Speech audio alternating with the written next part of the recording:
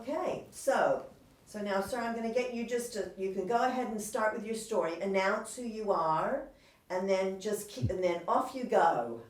Right. And you can Okay. you can look at me if it's easier. No.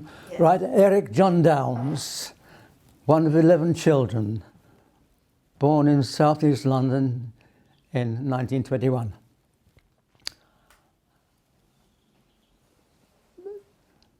Seven of the children went to Roan Grammar School in Greenwich.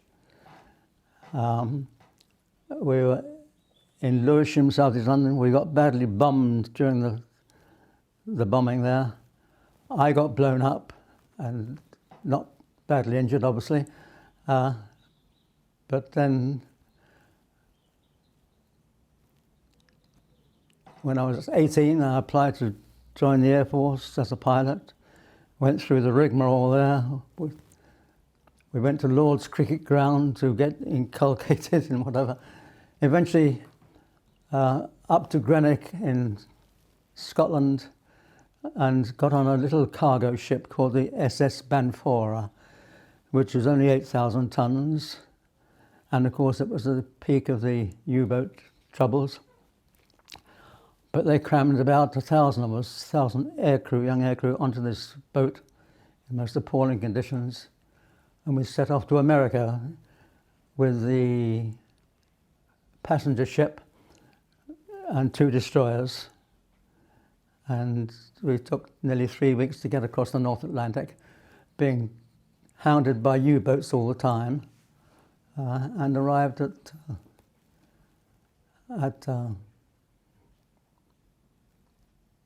not Moncton.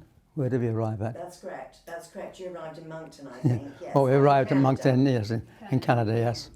Yes. Where I caught pneumonia after, so, yes. So that put me back 5 or 6 weeks. It did give me a chance to go on holiday in New York for a week, actually, which all by myself as a young 18-year-old. But then on the train down to Sweetwater in Texas, which was a new BFTS, and started flying. But after 6 weeks, they decided they'd close the BFTS at Sweetwater, and the 50 students there were separated and sent to the other 6 flying training schools. And off I went to Phoenix, Arizona.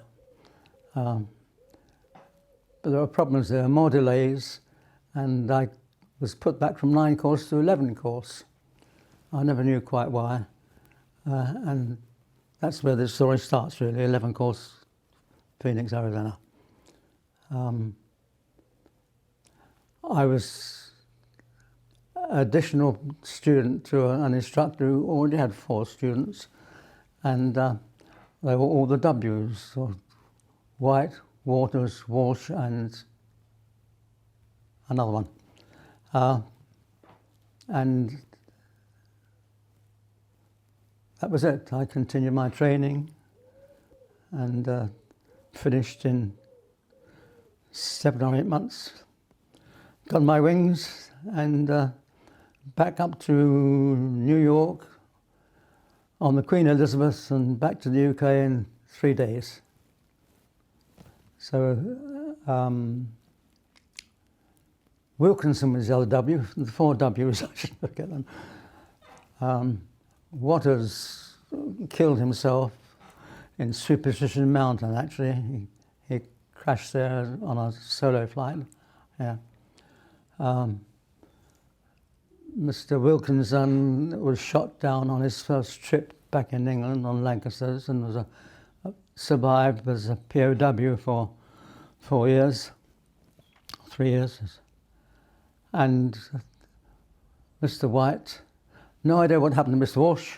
White I've met up with later, actually, and he's did a tour on Mosquito night fighters over Germany, actually. Now, what comes next?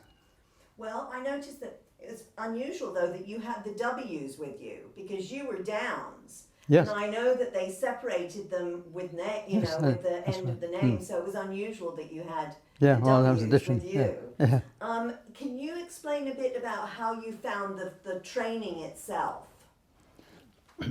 How did you find the flight training?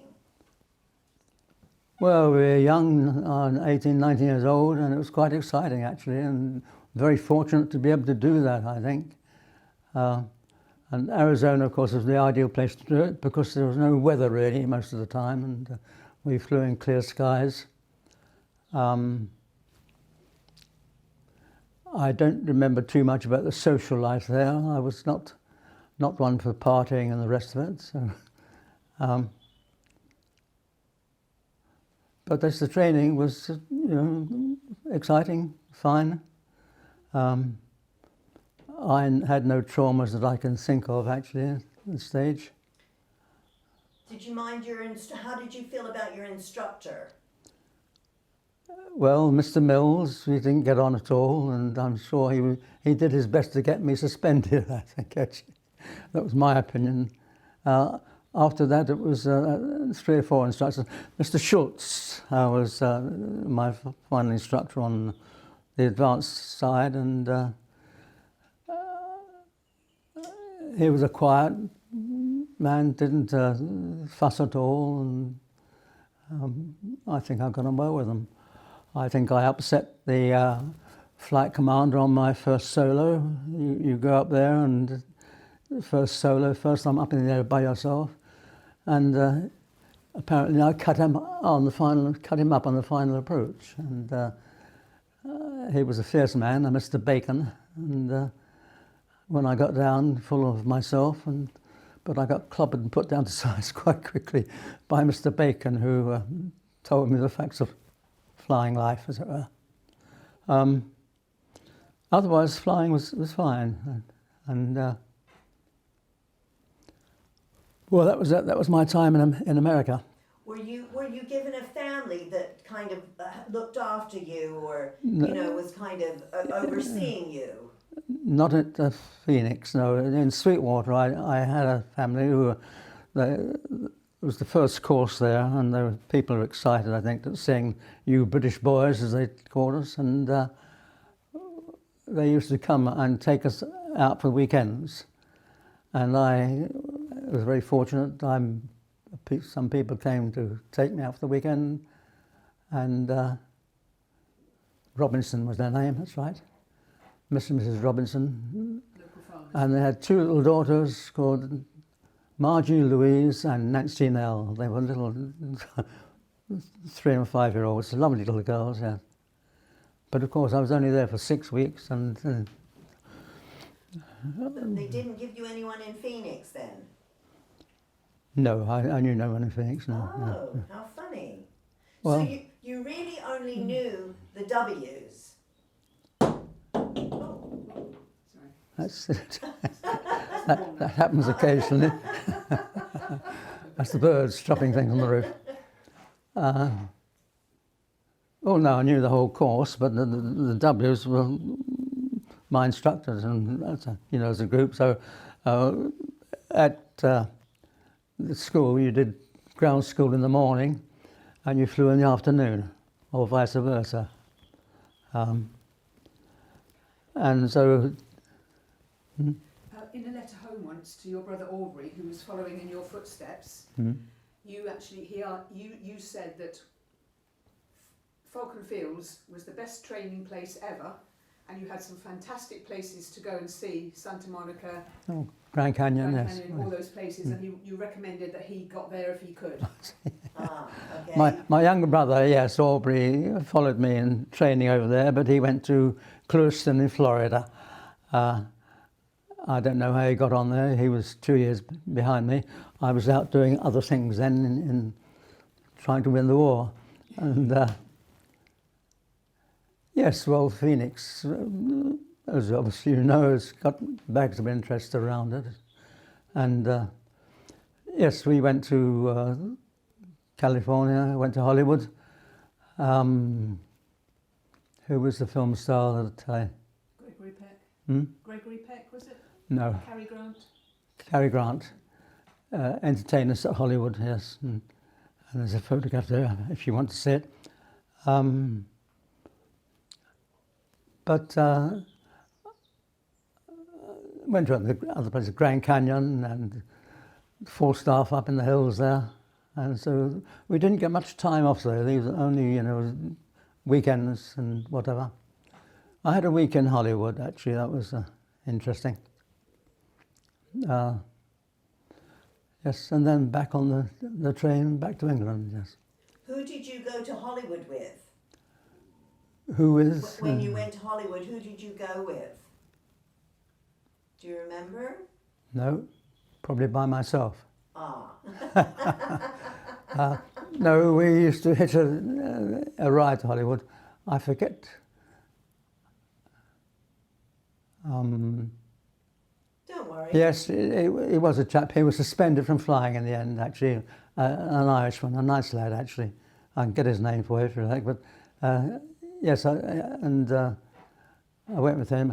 We stopped on the way back at Palm Springs, at a very lush hotel, I remember. And the lady who gave us a lift back owned the hotel. And so we had 2 or 3 days, the rest of our holiday in Palm Springs, which was quite fantastic then, yeah. It was much smaller then than it is now, actually. It was only just developing, of course.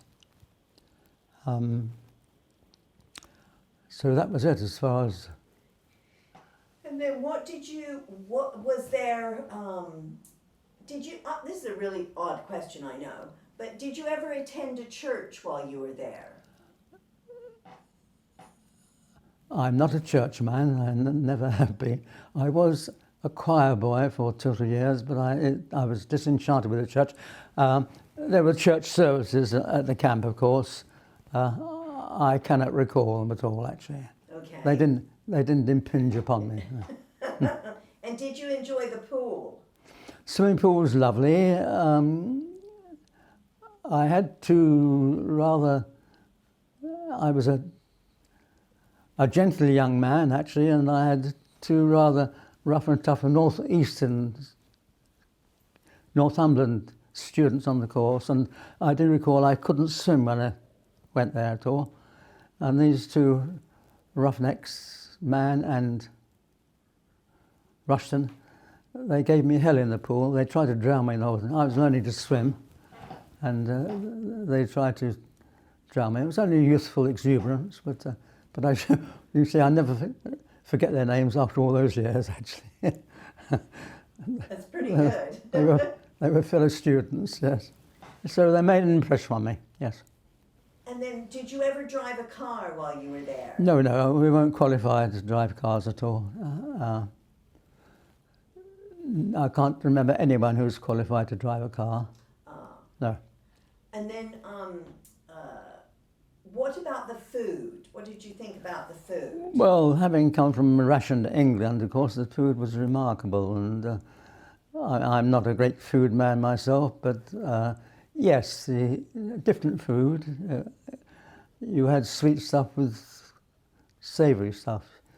Breakfast was peaches and with eggs and bacon, and which took a little bit of getting used to, but I think we were well fed. And oranges were most important, because for wartime in England we could get no fruit at all, actually, and so for bringing up as a young man and a youth, to suddenly find there were oranges and apples and things like that available was quite remarkable. In fact, I used to scrump over into the orange groves at Phoenix to go and get half a dozen oranges and whatever. Those orange groves are beautiful. Are they still there? Yes, yes. They always smell so wonderful. Do you remember what months you were there? What? What months? From what month to what month? Yes, she'll tell you in a moment. Yes. And then what would be, if you had to pick one memory from that time period, what memory would you pick?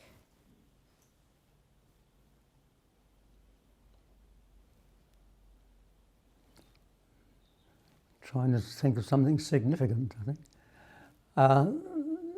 It might be flying up high When we got onto the 86As, the Harvards, you could get up to 20,000 feet just.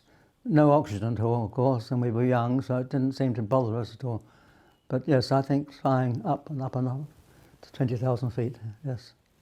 Which was very naughty of us. But, Which planes did you fly when you were there? well, it was Stearman was the basic trainer, and then the Harvard. The 86A, the Americans called it. We called it the Harvard, which was a... August 42 to February 43. Okay, so you were there from August to February of Yeah. 1943. Yes, so we had the so-called winter there, yes. Okay, well, yes, I was going to say, if you were there in August, it was very hot then, Oh, wasn't yes, it? yes, yes. So if you can just mention that those were the days, those were the months you were there between, that would be grand. Yes, well, I arrived there in August, yes. We'd got used to the heat by then in Texas, and so, I wasn't bothered by the heat at all, I don't think. And as winter came on, of course, we got some of these great thunderstorms and blows that we got there, and got flooded, but not many actually. The weather didn't really impinge upon me at all. We got lovely cumulus cloud to go and play with in the skies when we were out flying solo, because it's quite exhilarating to have big fluffy cumulus clouds to dive in and out of, yes. But otherwise, weather wasn't too significant, so we got used to the heat, I think, and I'm trying to think about what else about the heat. Nighttime sleeping was a problem. We used to sleep as 6 or 8 in a room, and so it was a bit of a sweaty business. But we didn't wear clothes, did we, out there then? So we were all right. Swimming. The pool, yes. I just mentioned the swimming. I learned to swim there, which is a great boon. Yes. What about the night flying? Well, exciting, I suppose you'd say. It was all part of the system. Clear skies above mostly, and so we had stars to see down on us, and a moon, but I found it quite exciting, yes. Because I know some people, they found the night flying, a little bit of a challenge, but then there's been other people that have found that it was, that it was something that they enjoyed. That's why I thought I would ask see, that. yes. Because one of the gentlemen we were with yesterday, he loved night flying because he could see really well. So he really enjoyed the night flying. So that's why I was curious about that. Yes. So now, Anita, are there any other things you can think of, events that happened? She wasn't there. Not in Falcon Fields, no. Well, when I came back to this country, you mean, afterwards? Yes, so yeah, if you want to share some memories of that, that's grand, that's grand. Can you think of anything, Vince, I'm missing? Did he mention that he's gone back since he's left? Oh, yes, that's a good one. If you can mention about when you went back since you've left, when you went back, how you found it, why you went back. He hasn't been back to Falcon Fields. Oh, haven't you? No. Never been back. Oh, I thought you had. Oh, I'm No. sorry. No. Oh, okay, so you haven't been to Falcon Field. Oh, well, then there's that then. That's fine. Or else maybe a message for the. Oh, yes. How has Phoenix, the airfield, developed? I believe Mesa's grown out towards the airfield, hasn't it? Yes. Is the airfield still functioning? Yes. It is, yes. Yes. Vince was there actually not too long ago. Yeah, they have a museum there as well as now the whole airfield. Have they? It's Yes. expanded. Yeah, Yes. it's quite large now. And in fact, my uncle spotted the plane that he flew when he was there.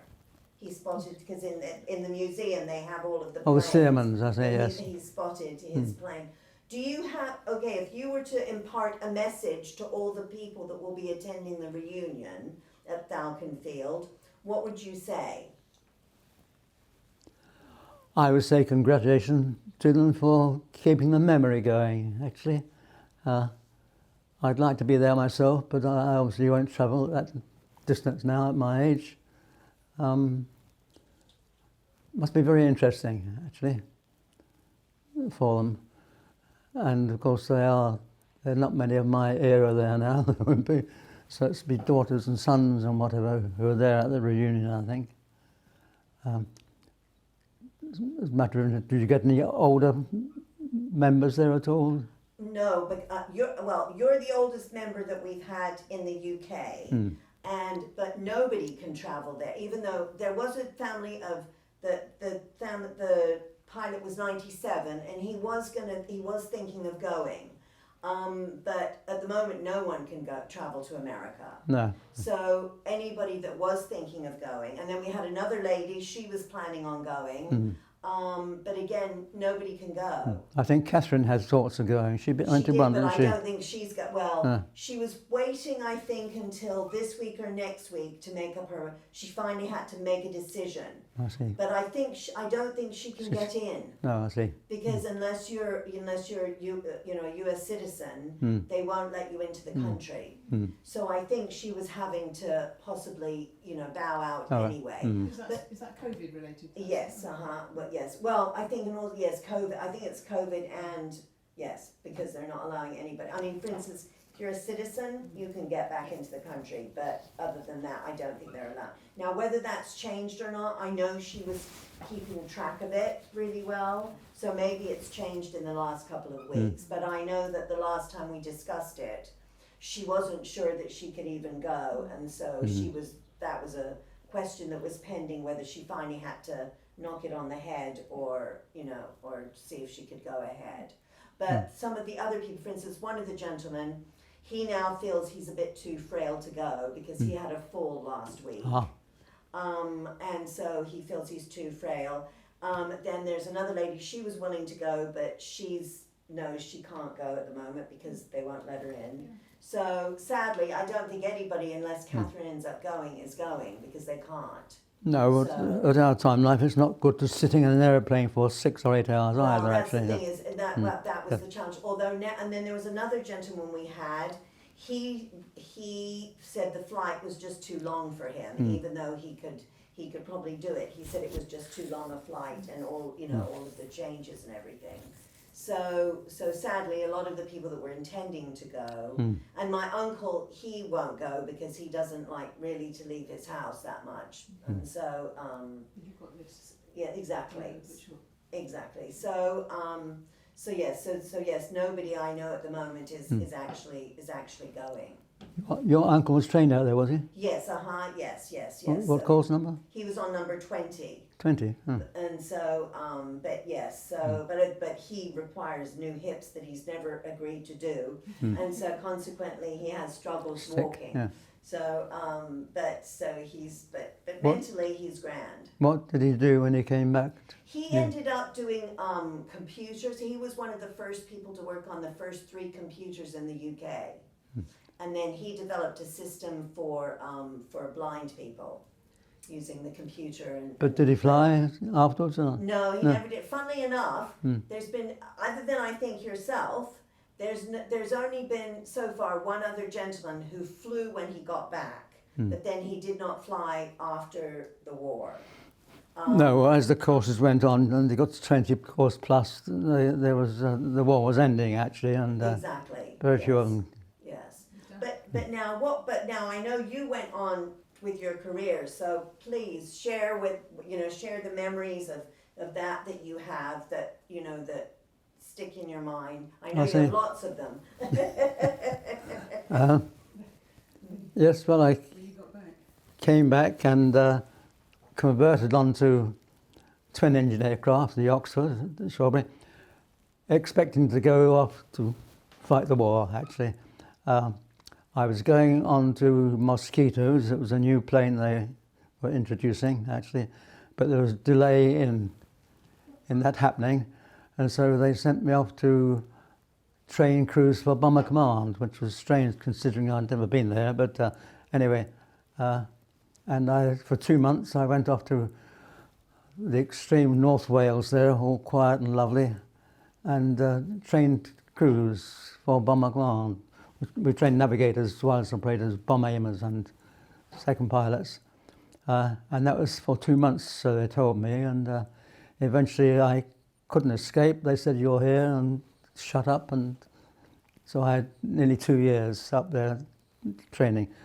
And eventually I got onto Bomber Command, straight onto the Pathfinder force on May the 6th, just the date the war finished, actually. So I was flying Lancasters with no war to go to. But then I set out to, the Japanese was still a problem, and I set out to go to Okinawa, which had been captured from the Japanese, to attack the Japanese. And then, of course, the 2 bombs were dropped at Hiroshima and Nagasaki, and I was only halfway out there, so that was my war effort. And But then you continued on though, didn't you? I stayed in the Middle East, yes. Then converted on to Dakotas and spent 4 or 5 years in India and Burma and Malaya, mostly resupplying the troops who were fighting the Chinese communists in Malaya particularly. And the partition of India was quite a traumatic affair for the people living there. And I used to fly between India and what is now Pakistan, transferring staff and people and troops. So I had an interesting 4 or 5 years out there. Funny enough, the gentleman we were with yesterday, he came back and he ended up spending 2 years in India. Mm-hmm. And he had to go out and he was Yeah, doing that was something at the pass. Quite so- traumatic experience Yes, for young men from our background to see these. It was mayhem. There were 1 million people were killed there actually, and we saw a lot of that. So Yes, he said it was- suppose you can say we grew up. And then most of my subsequent service has been involved in instructing other students to fly, amongst other various things they give you. You did have a funny time over the Himalayas. You were flying over the Himalayas once, and not another aeroplane in the sky because you didn't hit. And over the radio, someone said, "What's up, Doc?" What's up, Doc? Someone had seen him, but he didn't see the aircraft. So it was, Oh. There wasn't the number of people flying then at the end of the war. There was no civil flying at all. And we just had 2 squadrons out in Malaya, one at Moripur, Karachi, and another one in Delhi. And so we were operating singly most of the time. Just one aircraft would go off and pick up people and of course there was traumatic situation at these various situations. I mean, in the northwest frontier, Peshawar I used to fly into, which is just over the borders from Abyssinia, and Calcutta at the other end. It was just both on partition lines for the Indians and Pakistanis. And there was mayhem, there was nearly 1 million people. They slaughtered each other, actually. And we were involved in that, trying to evacuate people. And so there weren't many aircraft flying, but as Anita was saying, you could be flying up in the Himalayas or somewhere, clear blue sky, and not having seen another aircraft for days maybe. And at the time, there was a cartoon character called Bugs Bunny. Bugs Bunny in the papers, and 1 or 2 of the chaps were quite involved mentally in this thing, and you suddenly hear a call over the radio. Had been silenced for hours before, and "Hey, what's up, Doc?" And of course, I knew who it was. Only 2 or 3 chaps involved, and he'd obviously been flying somewhere up there. I couldn't see him at all, and that was all I heard. A little bit of childish amusement, I suppose, but there we are. That was Johnny Owen, his name was, actually. Yes. But that was, an interesting and exciting time, really, for us. I flew all over India. I think I I landed in my service career at 182 airfields, actually. If you try to find 182 airfields on the map, a lot of them aren't there now, of course, but and that's over 5 continents. So I did America and Europe and Asia and India, Africa. But I've got a map in the other room there, if you're interested in seeing it. It won't show up on the film, will it? No, it won't. But so that was my... Do you know how many miles altogether you travelled No. during your career? Well, I did about 4,500 hours, I think, in the sky. So if you multiply that by a couple of 150 or something, you'll get the idea. It was all eventually on transport, on instructing. One interesting feature is that every other posting I got, I went back to instructing. And I think I've got names of 520 students in my logbook. So I must have supplied half the Air Force, I would have actually, over those years.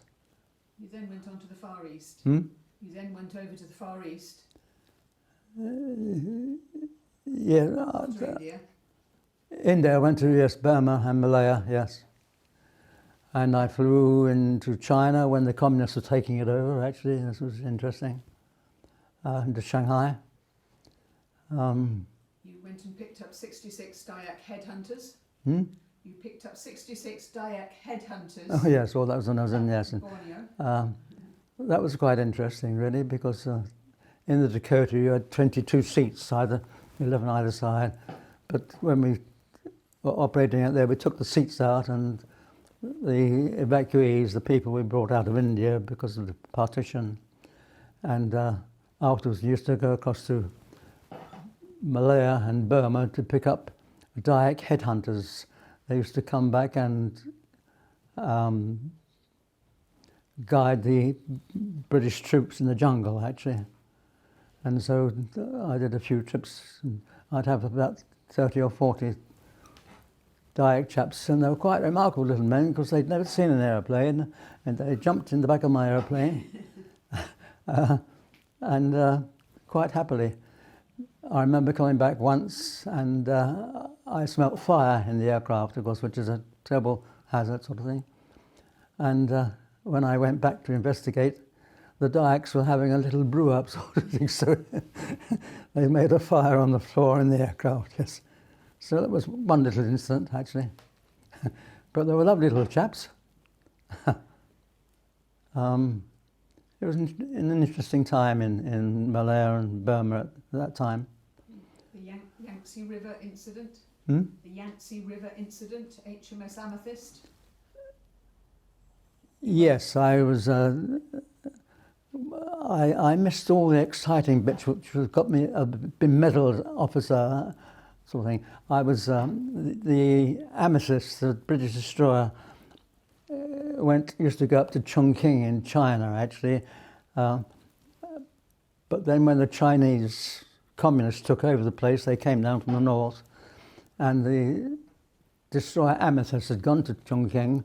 On its way back, it got stuck on the Yangtze River. It got stuck on Sandbar, about 100 miles north of Shanghai, and they'd been shelled by the Chinese, actually, and so they'd lost their captain, I think, and 2 or 3 other people. And I had to go up and drop medical supplies to them. That was the thought. But in between my setting off from Hong Kong up to where they were, 100 miles north, the Chinese shelled it again and killed the doctor who was on board, actually. And so I had medical supplies, but they wanted the doctor, so I was told to divert back to Hong Kong. And they flew a Sunderland with the doctor, who landed beside the Amethyst in the river. And the Amethyst got on power and came out and got away all right, actually. So another moment of glory, I got back to Shanghai and picked up the air attaché, and then I think about 20 British people who were with the communists just the other side of the river, actually, which was interesting, yes. Were you ever scared? Did you have any No, fear? Were you ever scared? I was aware, dear. Can't say I was scared. It was an exciting time, actually. My brief then was rather strange, I couldn't get back to Hong Kong. I hadn't got enough petrol. Shanghai airfield was chaos and closed. I couldn't get any petrol there, but the air attaché there, a young man called Howard Williams, a squad leader, he managed to get 3 50-gallon drums of petrol for me out in the airfield there.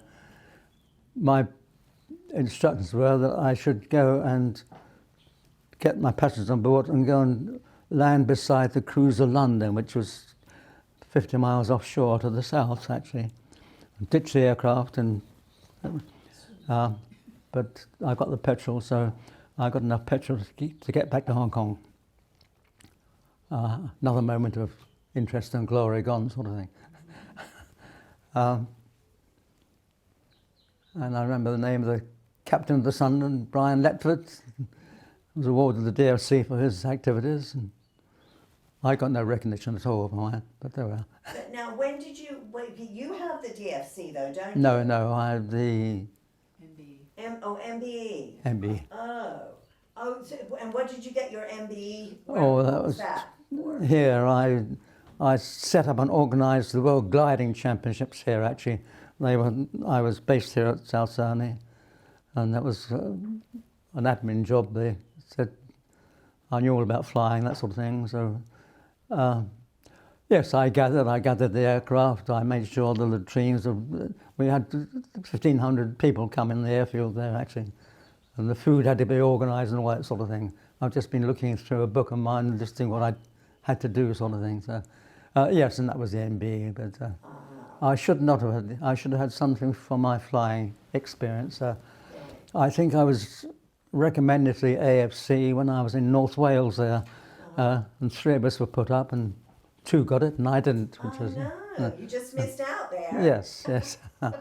I think I deserved it there because I was bored stiff with what I was doing there, training these chaps, and there was a sort of a pilots' union there actually, and if the weather was bad, which it often was in North Wales, they would send a message on the WT, and I never forget, it's called BAR, and they'd send out a BAR, which meant returning to base, weather no good at all, actually.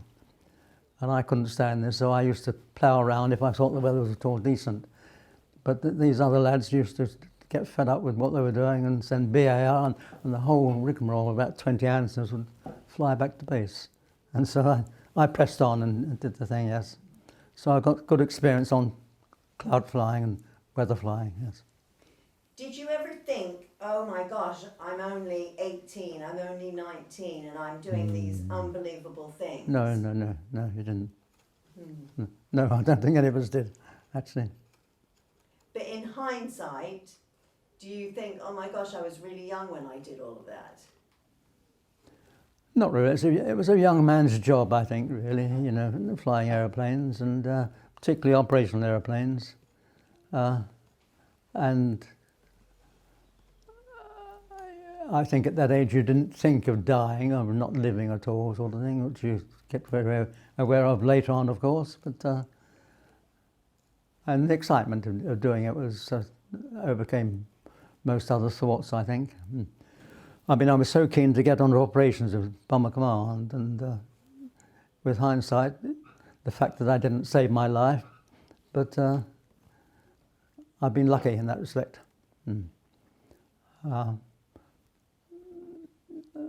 I got onto the Pathfinder Force in the end because when I got to Lancaster's, flying Lancaster bombers in the end, I'd done well over 1,000 hours flying. So most young lads, when they got onto Lancaster, had only done 250 hours flying, 300 hours flying. So I had the experience anyway of weather flying and whatever. What was your favourite plane altogether? What was your favourite one? Well, they all did different things. The Lancaster was, you know, it was exciting to fly. The Dakota was nice and easy at all. And apart from that, there are mostly training type aircraft. Jet provosts, the introduction of flying training on jets came after the war there, and I started out on that actually, on the first jet provost training. And I'm still interested that they are so easy to fly, the jets, compared with the piston aircraft for various reasons. In a piston aircraft, the propeller causes swinging on takeoff and landing and that sort of thing. And you've got a tail wheel which makes landing more difficult. The aircraft tends to swing on landing, particularly on these small little planes we flew. On the jet provosts, you are not pulled by propeller, you're pushed from behind actually, and so it stays straight.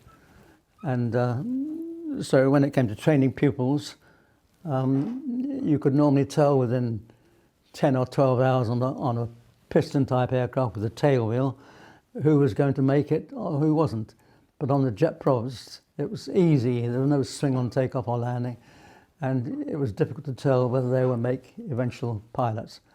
And so it often took up to 60 hours flying before they got onto the more advanced formation flying and instrument flying, that sort of thing, before you could tell their abilities. And I did recommend to the Air Force that they should give pilots a short spell on piston aircraft beforehand. It would be easier, because we were going to have 60 hours flying with these chaps, and then half a dozen of the course would get suspended. So it was a costly business to fly them up to 60 hours. Yes. And what happened just before I retired, they decided that I'd been right, and and they gave me the primary flying squadron here, which was flying students on little chipmunk aircraft with a tail for 25 hours to see who would make the grade or who wouldn't. And so things went around, sort of thing. Yes, they went and around. that's where I finished here. In the meantime, you were out in Ceylon, Sri Lanka, flying again, and then also Rhodesia. Yes, well, I was just one of my... You get so many various jobs in the Air Force. One of them, I went out as chief flying instructor to the Ceylon Air Force. It was an embryo Air Force, just starting up, and I trained the pilots out there, and starting them off with an Air Force, yes. 3 or 4, 5 or 6 different aircraft we flew, too many. But they've progressed from there and, got up to date. How have you, would you say the proportion of people that you've managed to pass, as opposed the ones that failed, would you say that it's a bigger proportion that have passed that come to you? When you have to fail someone, is that a difficult thing to do? It's not pleasant. I didn't find it difficult, no. It's saving their lives, really, because a lot of those chaps who are slightly inadequate, if they got into a dangerous situation, they couldn't cope with. And so they went off and became navigators or bomb aimers, yeah. Now, someone mentioned yesterday about the Mosquito, that the Mosquito was an awful plane. Would you agree with that? I thought the Mosquito was a lovely plane, but there were various Mosquitoes. I think it was a lovely plane, actually. I never flew them, but I've got this book about them. I was going to fly them. The problem with it was there were just 2 people in the Mosquito, and it was quite small. And the book I've got, the pilot keeps on all the time about being so cramped in the cockpit, because the pilot sat there and the navigator was right beside him, sort of thing. And if you go out for 6 hours flying, which they could do, they had overload tanks on the wings, and to sit there for 6 hours cramped up like that wasn't pleasant. And also if you needed to escape, modern aircraft, you pull the thing down and you'll get popped out. You've got to open the hatch and try to struggle out of your harness and whatever, and the parachute's on your bottom, and you've got to get that as well. And that was a problem with the Mosquito and the Bow fighter, which were two. But I would have loved to have flown a Mosquito. I never got a chance. Interesting, interesting. It's interesting different people's take, you know, On it, yeah. Yes, uh-huh. Yes, and there were different marks of mosquitoes. Some were developed for radar contacting the German aircraft in flight, and radar was developing quite quickly then. And so you got big sets of radar, they're not little things you get now. You know, it was, if you had radar, you had like one of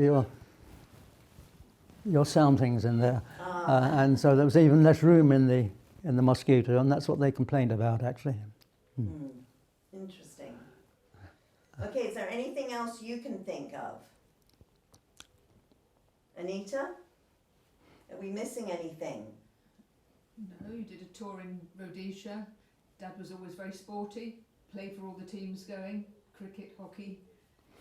One good thing about the Air Force was that particularly early on, sport was all part of the life in the Air Force.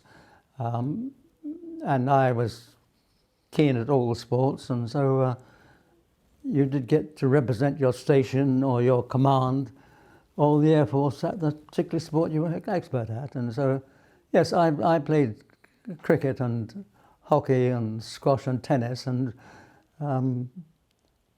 you know, if I like to spread all the knowledge about it, I had a trial for Rhodesia at hockey, and I played for Singapore stateside at hockey as well, actually.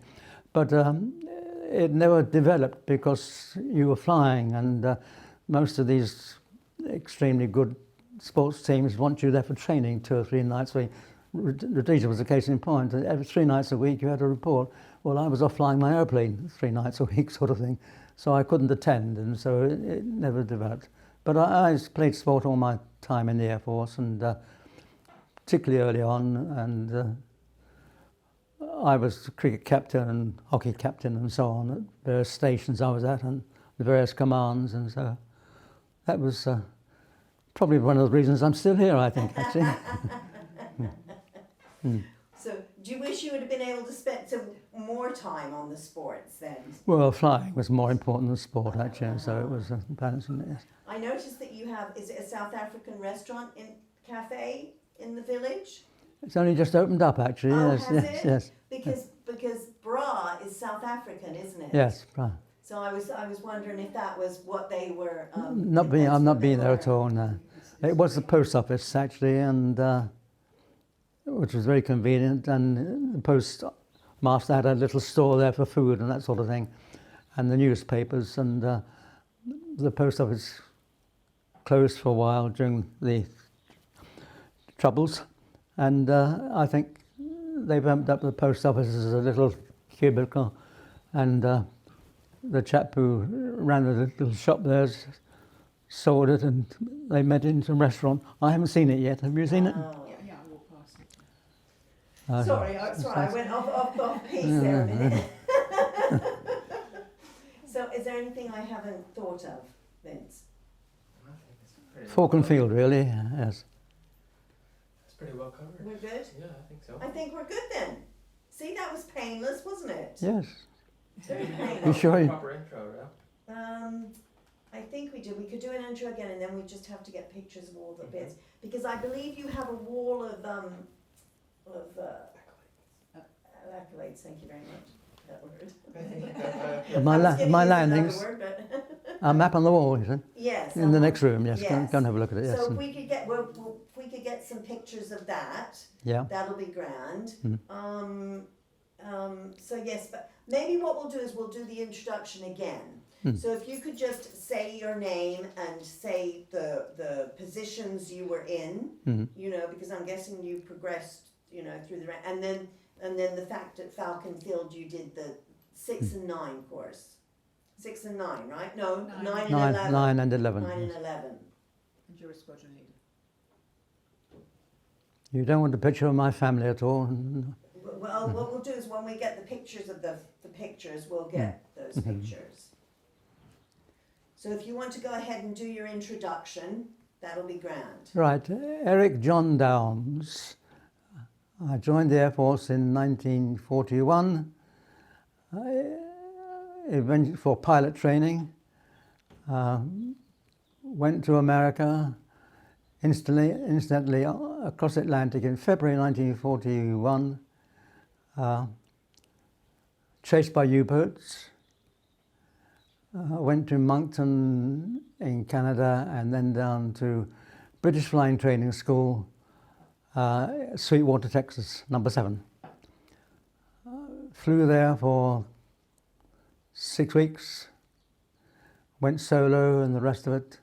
The school then closed and we were transferred to number 6, British Flying Training School, Phoenix, Arizona, which is quite delightful, lovely part of the world to be in. And that's where I did my pilot training. Perfect. All right? Perfect.